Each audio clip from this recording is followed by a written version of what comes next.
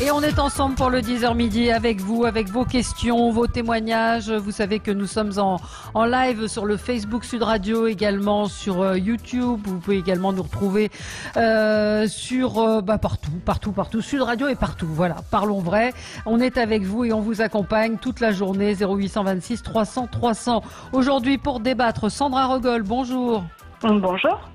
Vous êtes secrétaire nationale adjointe d'Europe Écologie Les Verts. Bonjour Sandra, je ne vous ai pas eu depuis le début du confinement. Vous êtes confinée où ?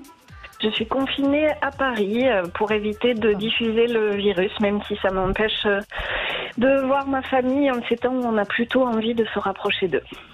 Absolument. Arnaud Benedetti, bonjour, rédacteur en chef de la revue politique et parlementaire. Vous avez publié Le progrès est-il dangereux chez Humain Science. Vous êtes également à Paris, Arnaud Benedetti. Je confirme.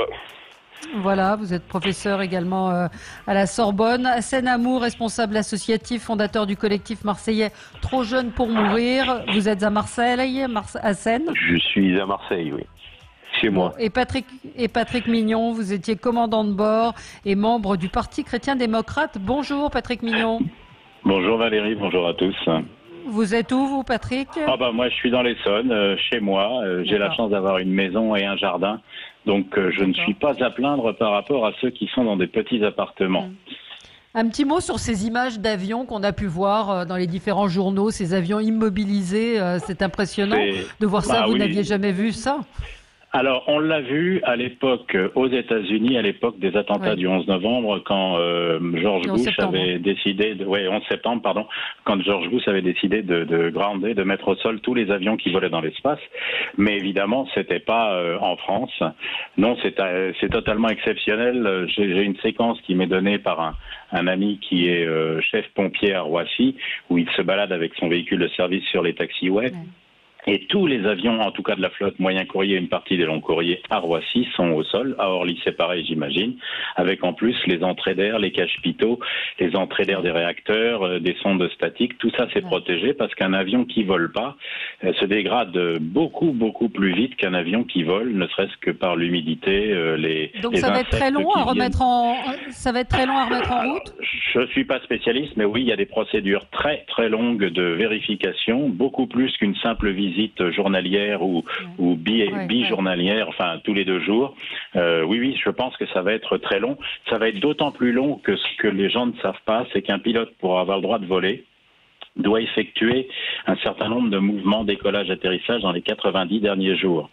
3 décollages, 3 atterrissages dans les 90 jours, dont 2 au maximum peuvent être faits sur simulateur.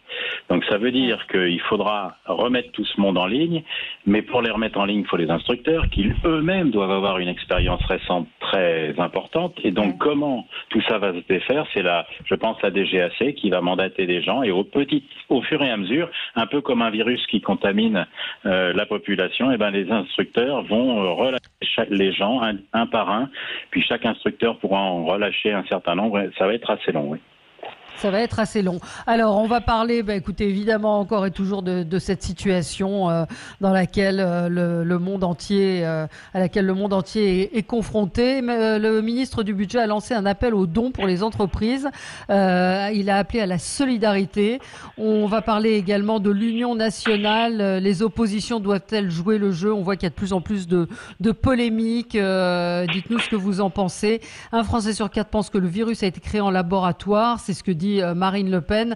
La crise sanitaire fait dire beaucoup de choses. Donc, on va parler un petit peu de tous ces sujets autour du coronavirus. Et évidemment, on attend également vos témoignages, vos questions. Dites-nous comment vous vivez ce confinement. Petit tour de table sur ce qui vous a, vous, touché ou interpellé. Sandra, on commence avec vous. Sandra Regol. Oui, j'avais envie de faire un coup de cœur parce que la période nécessite aussi d'avoir du positif.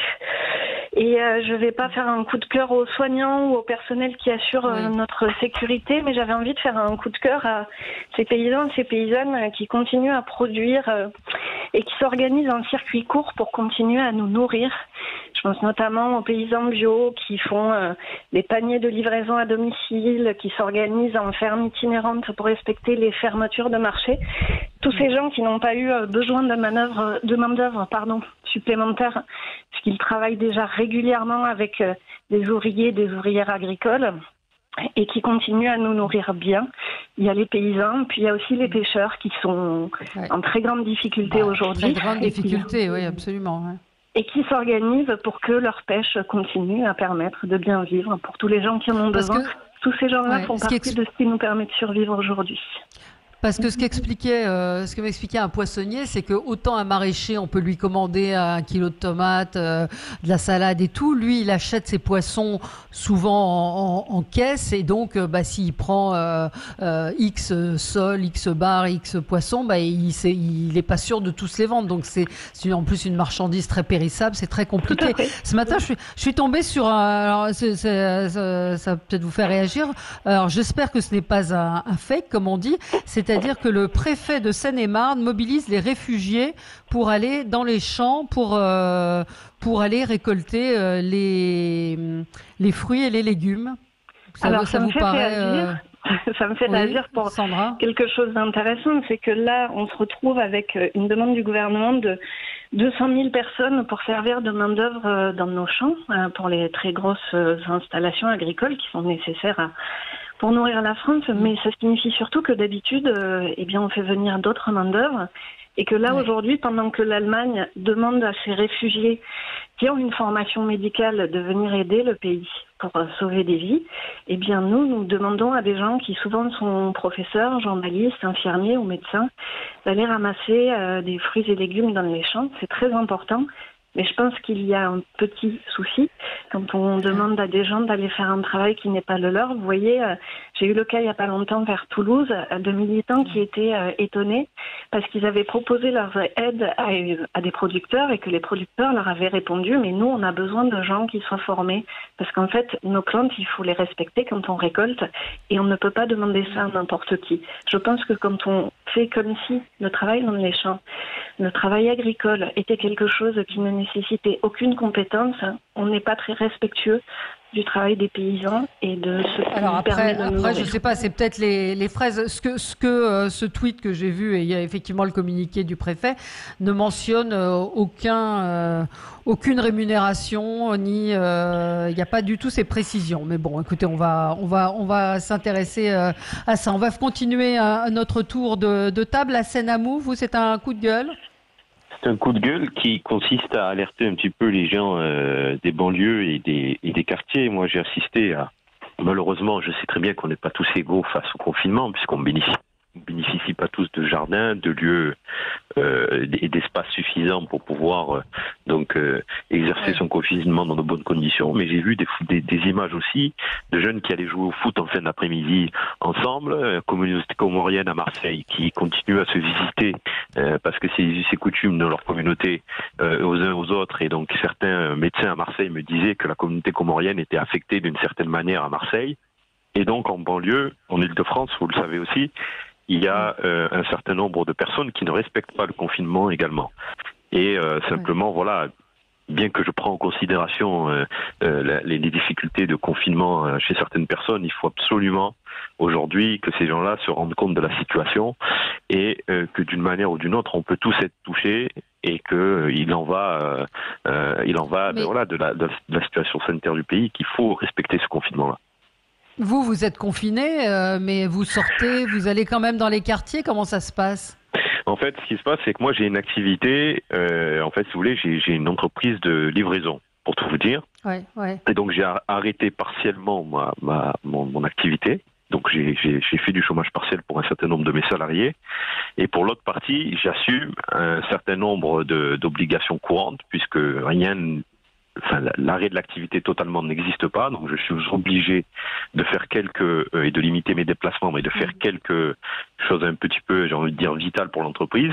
Et à côté de ça, on m'envoie des images et je passe quelques coups de téléphone aussi. Donc je vois bien ce qui s'y passe et j'ai un regard de ma ville assez critique, parce qu'on nous a reproché en début de semaine, on l'a évoqué, on me l'a reproché en disant vous stigmatisez les banlieues. Il y a aussi des initiatives, et je l'ai dit hier, formidables de jeunes qui vont faire des courses, mais c'est vrai que souvent dans les cités, c'est plus difficile, de par l'habitat, de le faire respecter. Sauf que comment on va s'en sortir? Vous citiez la communauté comorienne. Comment est-ce qu'on va s'en sortir? Et encore une fois, on ne stigmatise pas la communauté comorienne, je précise, mais c'est des gens, vous le dites, qui continuent à se rendre visite, à se voir. Il n'y a pas de contrôle de police, il n'y a pas de... Qu'est-ce qui se passe? Rien? C'est ça, c'est que le problème, c'est que les services de police, n'ayant pas les protections suffisantes, donc certains exercent soit leur droit de retrait, soit n'osent plus aller au contact de la population, parce que vous avez d'abord, excusez-moi de le dire, et c'est pas stigmatisé que de le dire, vous avez les trafics de drogue qui continuent à tourner, et vous avez des services de police qui doivent faire à la fois du maintien de l'ordre, mais aussi du contrôle de respect de confinement.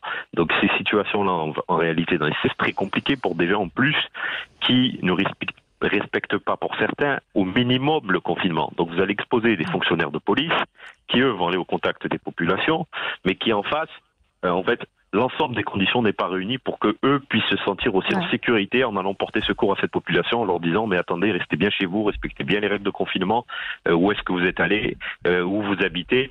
Ça paraît basique, mais pour le fonctionnaire de police, père de famille ou mère de famille, c'est très compliqué parce que on a tous dans nos entourages. Moi, j'ai jamais eu autant de gens qui sont infirmières ou infirmiers dans mon entourage. Je m'en rends compte aujourd'hui de par la situation et qui me disent nous notre inquiétude première, c'est le retour à la maison une fois le service terminé. Donc quand il y en a qui peuvent ne plus y aller pendant cette période, ils n'y vont plus, donc ils s'isolent pour certains et certaines. Mais il y en a d'autres qui ont cette peur dans la tête. Et puis, je pense que c'est pareil pour les fonctionnaires de police et un certain nombre de nos services publics. Ouais. Arnaud Benedetti. Oui, alors écoutez, moi c'est plutôt un coup de gueule contre un certain nombre d'éditorialistes qui s'en prennent à Didier Raoult. Moi ce qui me semble important... Patrick Mignon avait un peu le même, hein, mais écoutez, j'ai entendu les propos de Daniel Cohn-Bendit, je crois dimanche, sur une chaîne Tout Info. Didier Raoult est quand même, il faut le signaler, l'un de nos plus grands chercheurs. Il fait partie du top 10 ou du top 5 des infectiologues. Il a découvert notamment ce qu'on appelle les mégavirus. C'est quelqu'un dont la productivité, dont la production scientifique parle incontestablement pour lui. Et je m'étonne toujours, il a eu le Grand Prix INSERM d'ailleurs en 2010. Je rappelle quand même que l'INSERM est le premier organisme de recherche biomédicale en Europe. Donc je m'étonne toujours de voir un certain nombre d'éditorialistes dont les connaissances scientifiques sont à peu près équivalentes à l'epsilon, se permettent de juger de la qualité scientifique du docteur Raoult. Alors, le docteur Raoult aujourd'hui est un des rares à proposer une solution qui mérite certainement d'être testée scientifiquement en fonction des canons qui sont ceux de la recherche et de la démarche scientifique, mais l'acharnement dont il est l'objet de la part d'un certain nombre d'éditorialistes est absolument indigne, parce que Raoult, encore une fois, est un grand chercheur dont les publications sont des publications qui sont parues dans ce qu'on appelle les revues à comité de lecture, les revues primaires scientifiques qui sont incontestables, et il est surtout un médecin, c'est-à-dire qu'aujourd'hui, il a compris une chose, c'est qu'en situation d'urgence, et on est en situation d'urgence, il faut changer de braquet, il faut changer de logiciel, c'est ce qu'il propose, et en l'occurrence, je crois que plutôt que de le clouer au pilori tel que le font un certain nombre d'éditorialistes, il serait plutôt utile vraisemblablement de réfléchir à l'offre de soins qu'il propose, plutôt que bien évidemment le condamner et le stigmatiser tel que certains peuvent le faire. Voilà. Alors, on va marquer une petite pause et Patrick Mignon, je crois que vous allez renchérir sur ce que vient de dire Arnaud Benedetti. À tout de suite sur Sud Radio. Absolument. Avec vous sur Sud Radio, on est ensemble jusqu'à midi. Patrick Mignon, on ne vous a pas entendu et ce que vous allez dire rejoint ce que vient de dire Arnaud Benedetti à propos des attaques de certains éditorialistes contre le professeur Raoult. Oui, tout à fait. Enfin, je ne les classe pas dans les éditorialistes d'habitude. Et depuis quelque temps, vous le savez, j'avais pris l'habitude d'étrier le clown porte-parole gouvernemental, Sibeth Ndiaye. Mais là, je vous avais vu, plutôt non, vous n'avez pas vu, vous la voyez plus. Nous ne l'entendons plus. Elle a disparu, sans doute à la suite des invraisemblables messages qu'elle a fait passer, tous plus délirants les uns que les autres. Donc aujourd'hui, je me rabats sur les 68 arts en goguette, Daniel Cohn-Bendit et son compère Goupil. Alors c'est fou les ravages du temps. Hein. Je ne sais plus qui a dit que la vieillesse est un naufrage, mais là, dans leur cas, on ne peut pas dire le contraire. Général de Gaulle. C'est ça. Merci Arnaud. Voilà que ces révolutionnaires septuagénaires sont aujourd'hui les meilleurs soutiens de la Macronie et des laboratoires à propos de la chloroquine du professeur Raoult. Alors il y a à quelques années près, le professeur Raoult, il a le même âge que le Buffalo Bill de la biologie. Sauf que, c'est vrai, il ressemble à Buffalo Bill quand même sur pas mal de ses photos. Sauf que lui est devenu un professeur de microbiologie. Il n'est pas médecin, je crois, Arnaud Benedetti. Il est professeur de biologie. Ah bon. Et il a surtout obtenu un grand prix de l'INSERM, aujourd'hui son meilleur ennemi. Alors que ils sont devenus quoi ? Quelqu'un de charitable pourrait nous dire ce qu'ils sont devenus, Cohn-Bendit et Goupil, et surtout en quoi ils ont été utiles à la société. Alors, à part lécher les bottes des puissants d'aujourd'hui et être les suppôts d'un État qu'ils prétendaient détruire il y a 50 ans, je vois pas. Donc si quelqu'un doit, pardonnez-moi la vulgarité, Valérie, fermer sa gueule, c'est bien Cohn-Bendit et c'est bien Goupil. Certainement pas le professeur Raoult. Alors c'est beau un Parisien qui soutient un Marseillais. Non, Hassen.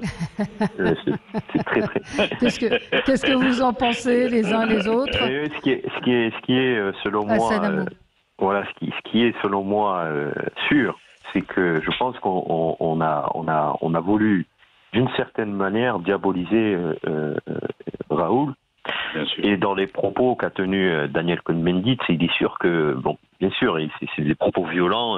Moi, je ne comprends pas qu'on puisse exprimer ainsi face à une personne aussi qualifiée que ce professeur. Mais en revanche, je suis aussi pour qu'il y ait un équilibre quand même dans on n'est pas médecin. On n'est pas non plus, on n'a pas cette j'ai envie de dire cette connaissance. Et donc moi je suis pour qu'on soit dans l'équilibre. C'est-à-dire qu'il faut qu'on arrête aussi de vouloir s'improviser tous les matins, spécialistes de la chose, qu'elle soit biologique ou médicale. On n'est pas des professionnels de santé. Et je crois que dans notre pays, il ne faut pas donner raison non plus à 100% à Raoult. Il faut toujours avoir cette réserve qui nous permette quand même de toujours être exigeant dans la critique et dans le meilleur.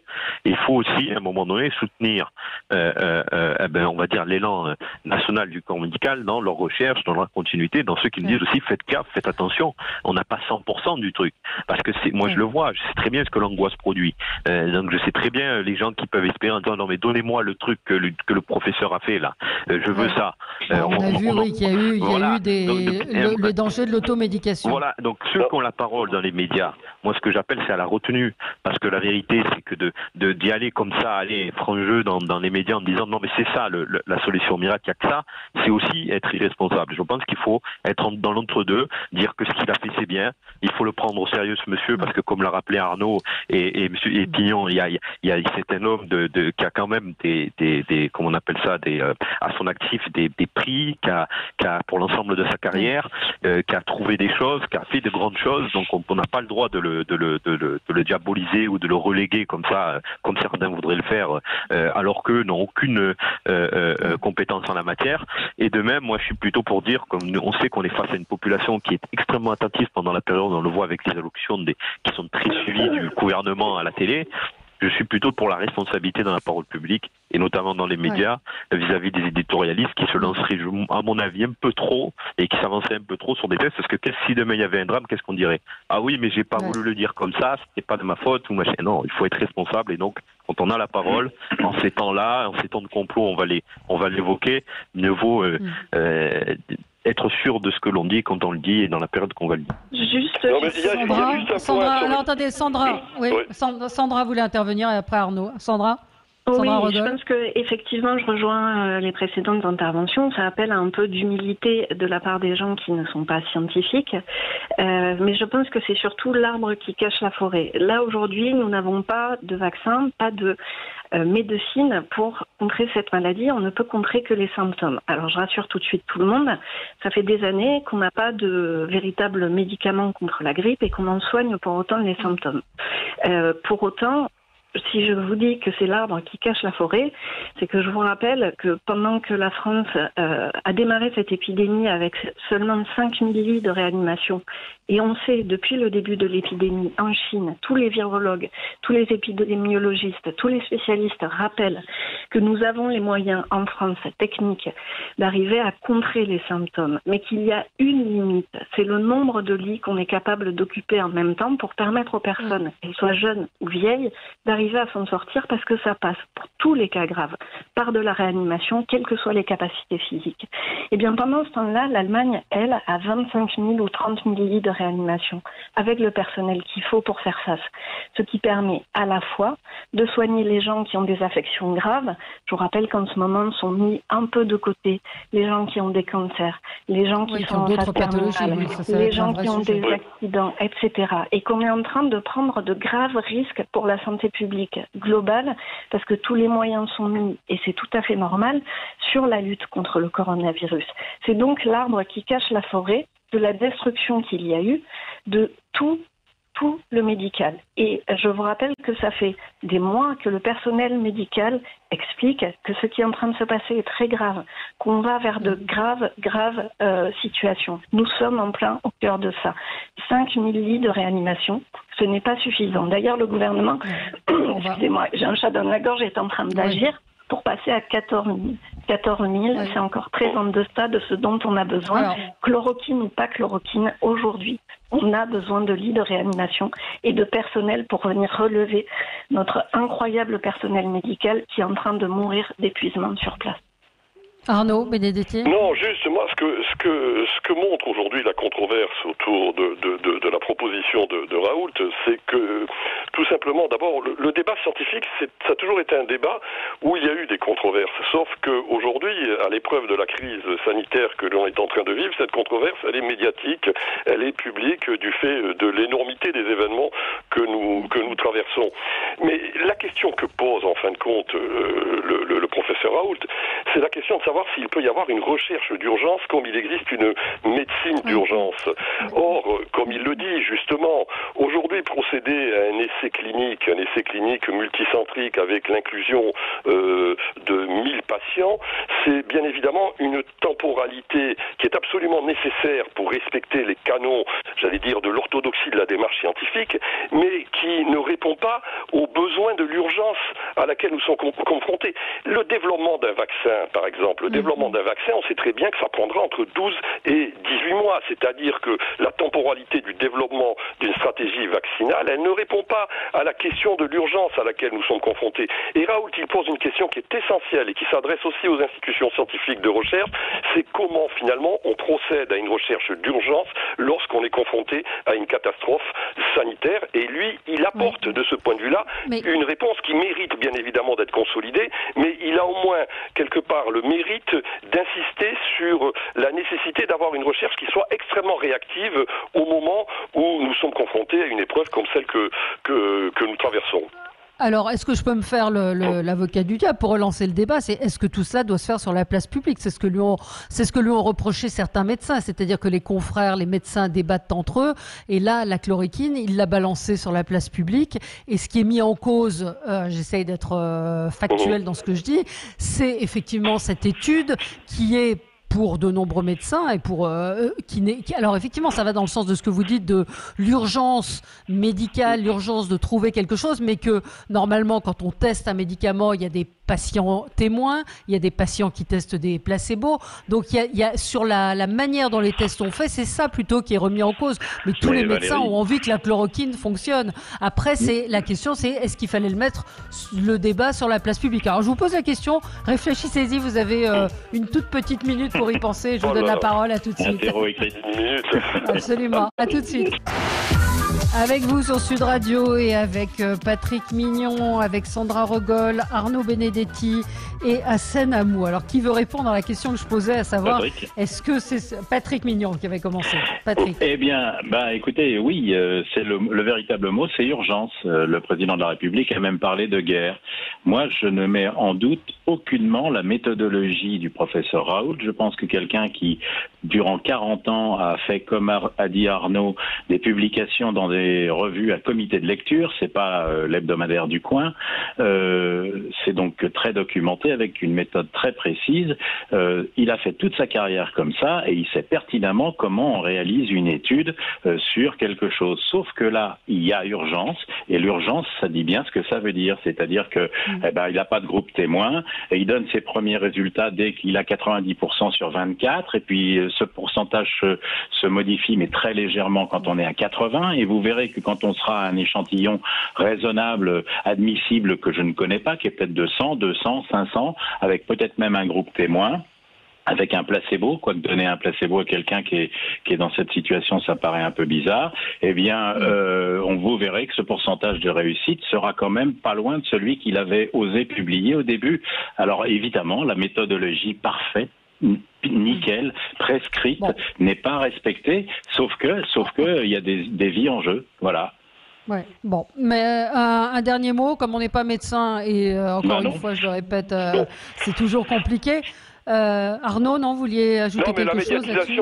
La médiatisation était inévitable. De toute façon, le professeur Raoult n'est pas responsable de la médiatisation. On voit quand même depuis maintenant le début de cette épidémie que la parole des médecins est devenue la parole qui est dominante dans le débat public et c'est bien normal sur le coronavirus.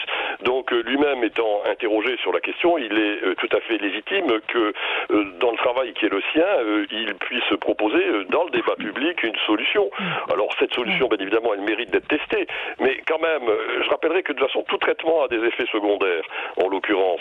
La question est de savoir, comment on administre ce traitement. D'abord, la temporalité à laquelle on l'administre. Il est évident que si on l'administre trop tardivement, le traitement aura des effets qui sont tout à fait discutables. Mais c'est bien la question de la temporalité de l'administration du traitement que pose en l'occurrence le professeur Raoult. Allez, je voudrais qu'on parle donc de Gérald Darmanin qui a lancé un appel aux dons pour les entreprises. Il a annoncé donc ce matin le lancement d'une plateforme permettant de recueillir des dons qui doivent contribuer à la lutte contre le coronavirus et ses conséquences. C'est un appel à la solidarité nationale. Il demande aux sociétés, aux particuliers qu'ils peuvent d'alimenter ce fonds de solidarité. Moi, j'ai une question. Ça s'appelle pas l'impôt, ce truc-là ? C'est quoi ? Si, c'est un peu problématique, si vous me permettez, Valérie. Oui. C'est un peu problématique parce qu'en fait, la réponse à tous les mots qui nous touchent actuellement du gouvernement, c'est « chères Françaises, chers Français ». Financer vous-même ces mesures, eh bien, c'est pas une solution. L'État français doit être en mesure, justement, parce que nous nous acquittons toutes et tous de l'impôt, d'arriver à financer tout ça. Et j'irai même plus loin. Là, les règles de déficit budgétaire à l'échelle européenne ont été assouplies. Je pense que c'est de ce côté-là, du côté d'une dette à creuser un petit peu plus, pas de façon exponentielle non plus, que l'on doit creuser. Je vous rappelle qu'en 2008, quand il y a eu la crise financière et que les banques étaient en difficulté, les États ont aidé ces banques. Peut-être serait-il temps que les banques renvoient l'ascenseur en permettant justement que les États ne se noient pas sous les taux et les dettes et que l'on sorte tous les investissements nécessaires du calcul de la dette. Nous sommes dans une crise exceptionnelle. Ce sont des mesures exceptionnelles qui doivent être prises. Ce n'est pas l'argent privé qui peut tout financer. Sinon, alors, il n'y a ni solidarité nationale, ni état de droit, ni état protecteur. Et là, le gouvernement montre, en appelant à ce financement privé, comme il l'a fait pour les hôpitaux avec les dons, comme il l'a fait dans d'autres secteurs, il n'y a aucune remise en question du système lui-même face à cette crise. Et on ne peut pas continuer. Étant donné la situation dans laquelle on est aujourd'hui, je vous rappelle mon intervention précédente sur les hôpitaux qui ont été démantelés sur l'autel de la rentabilité et qui font qu'aujourd'hui, on a une responsabilité dans cet enchaînement de décisions politiques, et je ne dis pas que ce ne soit que ce gouvernement, j'insiste là-dessus, mais la succession de décisions politiques à travers les années, qui fait qu'aujourd'hui, nous avons la responsabilité de mort sur les bras. Du fait de décisions politiques, aujourd'hui, des gens meurent. Eh bien, tout ça fait que on est en devoir aujourd'hui, en tant que citoyen, en tant que politique, en tant que personne, de remettre en question le système qui nous met ainsi au bord du gouffre. Eh bien, en faisant cela, Darmanin non seulement ne fait pas de critique du système jusqu'ici, ne remet pas en question ce qui nous y a conduit, mais au contraire enfonce encore un peu plus le clou. Je pense que c'est extrêmement dangereux. J'espère qu'il a agi en cavalier seul et qu'il y aura une reprise de ce gouvernement. Il me semble que c'est à l'encontre totalement des grandes annonces du président sur le « quoi qu'il en coûte ». Oui, mais je crois que le problème, c'est qu'on a, je pense qu'on a un ministre des Comptes publics qui est effrayé par les annonces du président de la République. Je rappelle que le président de la République, lors de cette première allocution, c'est-à-dire il y a maintenant près de un peu moins de 15 jours, lorsqu'il a annoncé, d'ailleurs sans annoncer le confinement de la population française, a eu une phrase qui était tout à fait explicite. Il a dit l'État payera, en l'occurrence. La difficulté, c'est quoi qu'il en coûte, quoi qu'il en coûte. Donc on voit aujourd'hui qu'on a un ministre des Comptes publics qui en appelle aux dons, à la solidarité nationale des Françaises, des Français, des entreprises. Et je trouve que ce message est encore un message qui est finalement assez contradictoire. Et c'est bien le problème d'ailleurs de la communication de l'exécutif depuis le début de cette crise. C'est qu'on a des messages en permanence contradictoires. On a d'un côté un président de la République qui dit que l'État jouera son rôle dans l'épreuve que nous traversons, et de l'autre côté, on a un ministre des Comptes publics qui d'ailleurs, il y a 10 jours, il y a une semaine, je vous le rappelle, disait qu'il serait peut-être opportun que les Français prennent leur congé payé durant cette période du confinement, dans un entretien, je crois, aux Parisiens. Donc on a tout un ensemble de messages qui, à la fois sur le plan sanitaire, sur le plan économique, sur le plan politique, sont des messages profondément paradoxaux et qui ne permettent pas, vraisemblablement, aux yeux des Français, de stabiliser la situation dans laquelle nous nous trouvons. Et c'est un vrai problème. Ouais, et puis, puis très franchement, dans un État dans lequel on a 56% de prélèvements obligatoires, je rappelle que, d'ailleurs, pour répondre à Sandra Regol, je ne suis pas certain que les banques aient la santé financière, je ne suis pas spécialiste ni banquier, mais je ne suis pas certain qu'elles aient la santé financière de renvoyer l'ascenseur, malheureusement. Et d'autant plus que vous allez voir le ratio dette sur PIB. Non seulement la dette va augmenter, mais le PIB va s'écrouler. Donc je vous laisse faire le calcul. Ça va être en haut ça diminue, en bas ça augmente. Vous imaginez ce qui va se passer, hein. Plutôt l'inverse. En haut ça augmente et en bas ça diminue. Donc vous allez voir, ça va flamber.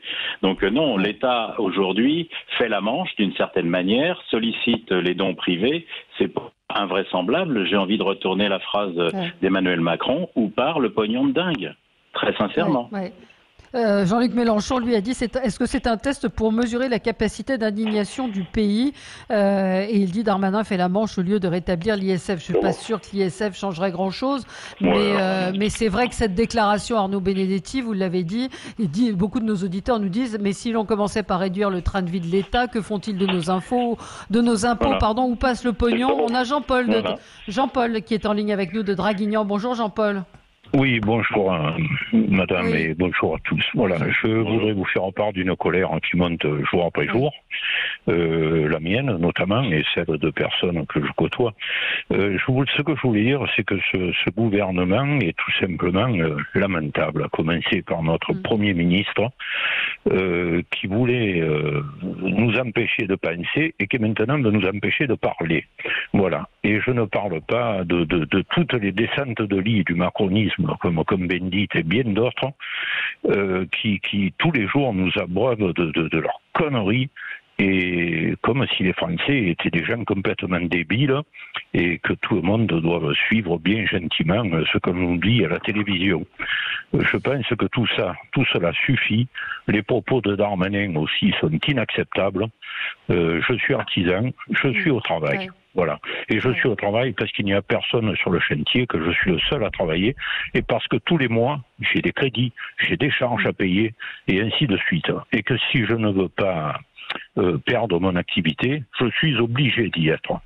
Sinon, je resterai à mon domicile. Voilà, je ne prendrai pas de risques supplémentaires pour ma vie et ainsi de suite. Voilà, ça devient il y a beaucoup de gens dans votre inacceptable cas, tout ça, bien sûr, bien sûr. Ouais. Nous sommes obligés d'aller travailler. On n'a pas d'autre choix. On nous parle de prêts, de ceci, de cela, mais les prêts ne sont que des prêts. Le jour où nous les aurons faits, il arrivera bien un moment où il faudra les rembourser, même si nous n'avons pas de travail. Qu'est-ce qu'on fera? On nous prendra notre maison ou une chose ou l'autre. Vous voyez, je pense que là, ils nous ont engagés sur une voie dramatique parce qu'ils ont été incompétents et inconséquents depuis le début de cette affaire. Et maintenant, ce sont les personnes comme nous, et vous et d'autres qui vont payer les pots cassés et même la génération à venir. Bon. Ouais. Merci beaucoup, merci de cette intervention, Jean-Paul. Vous nous appeliez de Draguignan, très intéressant, et je pense qu'il y a beaucoup de gens qui sont dans votre cas. On a eu tout à l'heure Michel Saran, le chef cuisinier, qui a signé un appel avec de très nombreux chefs pour demander à l'État de de déclarer l'état de catastrophe sanitaire afin que les assurances, c'est vrai que les assureurs, on les entend peu, ils sont là, ils ont de l'argent. On fera peut-être une émission avec eux. Hassan Amour, vous a pas entendu sur cet appel de Gérald Darmanin? Non, mais je pense aussi que en France, voilà, on paye l'impôt. Et en plus, voilà, c'est pas un système à l'américaine où justement les gens, l'appel aux dons fonctionne parce que en France, la solidarité, on estime, nous citoyens, que quand on s'acquitte de l'impôt, elle doit servir à ça. Et plus spécifiquement, quand on paye l'impôt aussi, c'est pour nos hôpitaux, c'est pour nos écoles et c'est pour un certain nombre de services qu'on souhaite à la hauteur le moment venu. Et donc, je pense que là, Darmanin, voilà, a dû certainement être pris de panique justement des annonces de Emmanuel Macron, des promesses qu'il a faites et qui sont peut-être intenables à la fois dans l'urgence. Et je pense qu'il s'en aperçoit et que là aujourd'hui, voilà, il fait appel à la solidarité du citoyen qui, lui, citoyen, a toujours payé, il s'est toujours acquitté de l'impôt en toutes circonstances. Et si je peux intervenir encore, Valérie. Oui. On voit dans cette séquence, donc là c'est un appel pour les petites entreprises, je rappelle, mais toutes les décisions gouvernementales depuis le début de cette crise concernant le soutien aux entreprises ne vont que vers les très grosses structures. Et c'est pour ça que l'appel à l'aide de Jean-Paul, votre auditeur, était important, parce qu'aujourd'hui, on voit des entreprises comme Amazon qui vivent très bien de cette crise et qui même font des bénéfices phénoménaux, sans protéger leurs salariés, sans s'acquitter vraiment de leurs impôts sur le territoire français. On voit que les marchés sont supprimés, c'est-à-dire les petits distributeurs, mais qu'en revanche, la grande distribution est soutenue. En fait, tout ceci ne peut pas fonctionner. La France vit de ses artisans, ses commerçants, ses petites entreprises, ses petites industries. Et appeler au financement privé... Appeler au financement privé, au lieu de faire jouer la solidarité des entreprises, au lieu de faire jouer la solidarité nationale, je réinsiste dessus, mais c'est dangereux. On a d'autres moyens pour faire ça.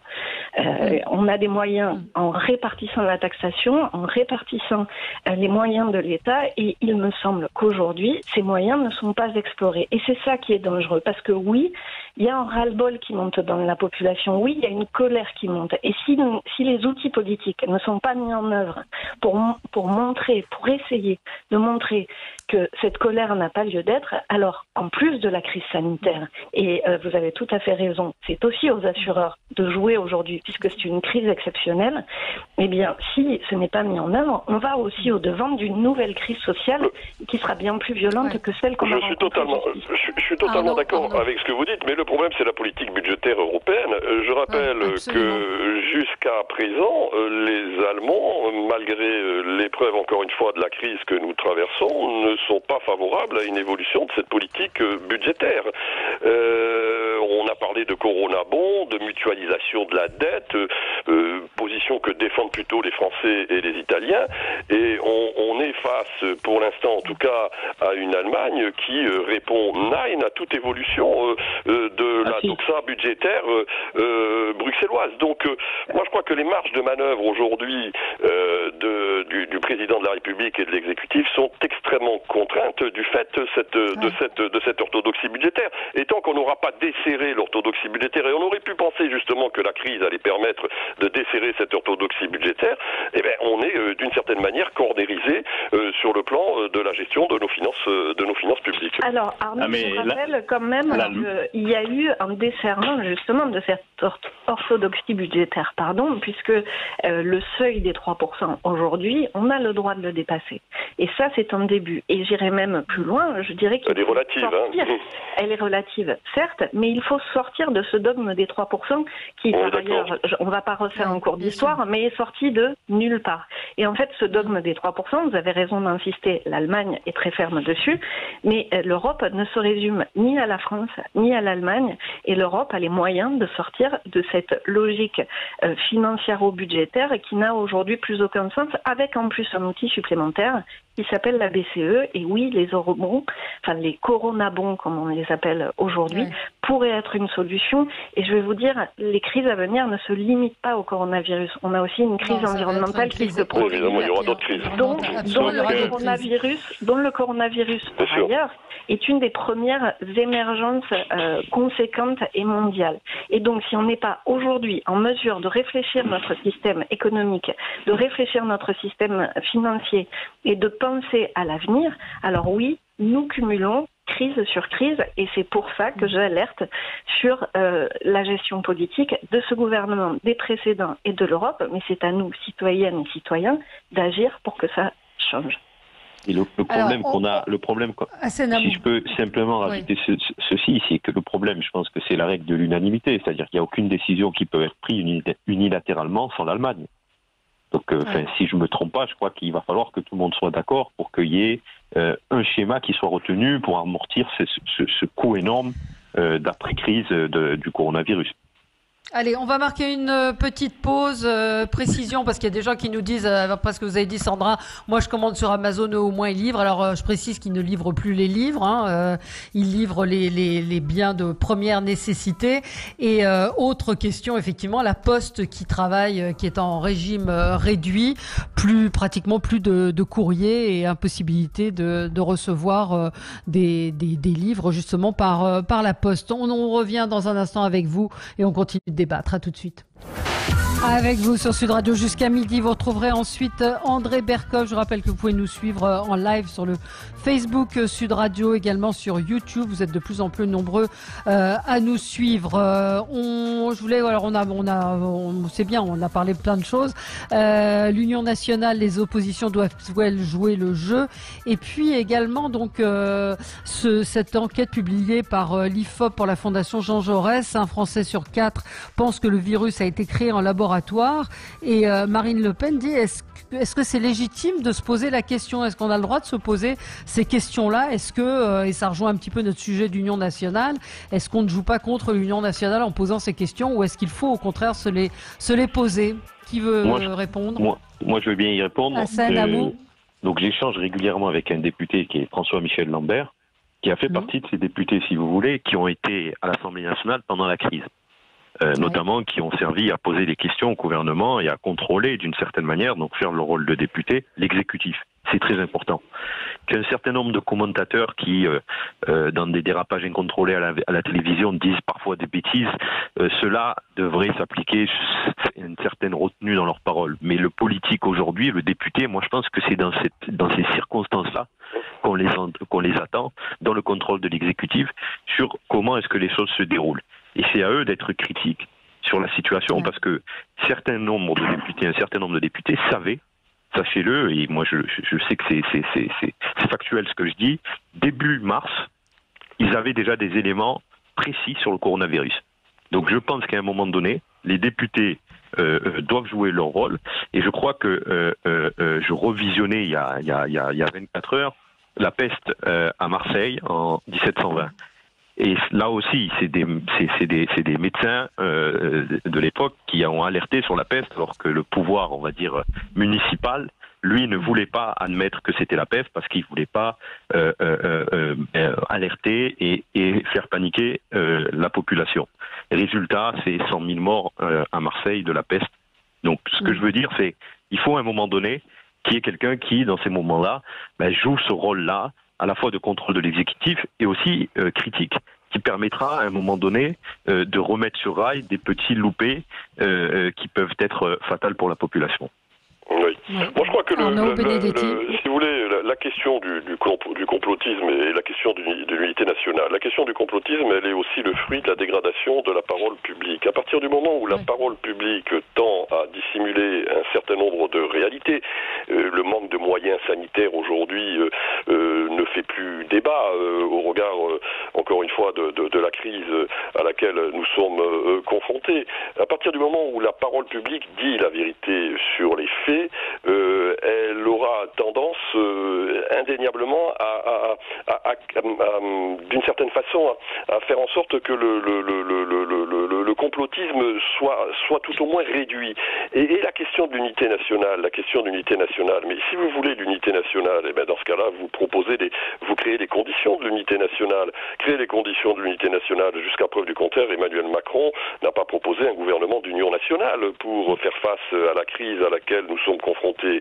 Et le confinement auquel les Français sont aujourd'hui soumis ne doit pas s'accompagner d'un confinement de la démocratie. En démocratie, il est naturel que les parlementaires, que les oppositions contrôlent l'action du gouvernement. Donc il n'y a rien de surprenant à ce qu'un certain nombre d'interrogations légitimes puissent se faire valoir dans le débat public sur l'action des pouvoirs publics depuis le début de cette crise. Oui, tout à fait. Tout à fait. Simplement, oui, tout à fait d'accord avec Arnaud. La manière dont la com a géré cette crise donne une impression de mensonge contradictoire en permanence, donc obligatoirement mensonge, ça entraîne le doute, les complots peuvent s'installer. Quant à l'union nationale, c'est comme la confiance, elle ne se décrète pas, même si elle est hautement souhaitable. Moi, je pense qu'elle est rompue, et c'est pas, encore une fois, cette com qui va la rétablir. Les fractures, en plus, sont multiples et ont été volontairement accrues par le gouvernement, de par le passé. Je parle des crises antérieures, sociales notamment. Et aujourd'hui, vous savez que Édouard Philippe convie, je crois que c'est aujourd'hui ou demain, les chefs des partis représentés à l'Assemblée nationale, mais ce qui est important aussi, c'est dans la fin de cette phrase, c'est-à-dire on croit que tout ce qui est représenté à l'Assemblée nationale représente le peuple français. Je rappelle qu'il y a quand même pas loin de 50% d'abstention, et donc déjà la représentation, ça fait un peu bizarre. Et puis surtout, il y a des partis, il y a des gens qui ont même été candidats à la présidence de la République. Je pense à François Asselineau, Jean-Frédéric Poisson, Florian Philippot, pour ne parler que des plus importants, qui ont eux aussi leur mot à dire et qui ne sont jamais conviés parce que non représentés à l'Assemblée nationale, éliminés par le scrutin majoritaire. Alors quand on parle d'union nationale, il faut, comme dit Arnaud Benedetti, s'en donner les moyens et avoir le courage de vraiment discuter avec tout le monde, de ne pas mettre des a priori. Mais alors Sandra Rogol, quand le Premier ministre a dit samedi je ne laisserai personne dire qu'on a eu du retard ou que la crise est mal gérée, alors ça c'est de la mauvaise com. Ouais. Alors là, Sandra, on vous a pas entendu sur le sujet. Oui, je suis d'accord sur le fait qu'il faut, en temps de crise, ne pas agiter les peurs pour ne pas surajouter à la crise. C'est la position qu'ont pris les écologistes jusqu'à présent. Mais ça ne veut pas dire supprimer pour autant les contre-pouvoirs. Arnaud Benedetti avait tout à fait raison, nous sommes dans un état de droit et les contre-pouvoirs sont extrêmement importants, ce sont ceux qui garantissent aussi la transparence. Après, il y a une responsabilité aussi des politiques, quand Marine Le Pen, quand le Rassemblement national, quand une partie des Républicains agite les peurs en faisant croire que ce virus a été fabriqué, c'est quelque chose d'extrêmement dangereux et qui n'a qu'un seul but, un but électoraliste. Mais vous n'avez pas du tout la certitude que ce soit pas vrai. Je ne dis pas que ça l'est, mais vous n'avez aucune certitude. Elle dit pas que c'est vrai non plus. Elle dit on est en droit de se poser des questions. Non, oui, mais il n'y a aucune certitude. Alors, je vais vous répondre sur ce point. Ouais. En fait, ça fait des années que les scientifiques expliquent que, à force de détruire les espaces naturels, les coronavidés qui sont naturellement sur sur la quasi-totalité des animaux sauvages mutent et se retrouvent sur des espèces que nous consommons. C'était le cas avec la grippe H1N1. Il y a d'autres épidémies qui ont fait des milliers de morts dans le monde, mais qui n'ont pas touché la France ou qui n'ont pas touché l'Europe. Et c'est pour ça qu'on a continué à faire comme si ça n'existait pas. La réalité aujourd'hui, c'est que notre action, notre système économique détruit des espaces naturels et que cette destruction des espaces naturels fait des morts à travers le monde. Le coronavirus est la première pandémie de ce type après la grippe H1N1 qui a quand même laissé des traces. Et ce que disent les scientifiques aujourd'hui, c'est que ce cycle naturel cassé va faire d'autres épidémies. et que cette épidémie de coronavirus, de Covid-19, pourrait se reproduire. Mais là, vous répondez pas, Sandra, vous répondez pas à la question sur l'Union nationale. Alors, je réponds sur la première question qui était un Français sur 4 pense que ce virus a été créé. Ça arrange quelque part tout le monde de laisser cette petite musique s'installer parce que ça évite de faire face aux vrais problèmes. Et on est de nouveau dans la situation qui est celle du professeur Raoult, à savoir l'arbre qui cache la forêt. Et pour répondre à votre question, oui, unité nationale pour agir, mais pas pour faire semblant d'agir. Si on reste dans la communication avec des sorties comme Darmanin, avec tout qui est mis pour la grande distribution, pour les multinationales, etc., au détriment de nos artisans, de nos PME, de nos PMI, de nos TPE, de nos TPI, de tout ce qui fait vivre le pays. Alors non, ce n'est pas une union nationale. On a besoin de protéger notre tissu économique local.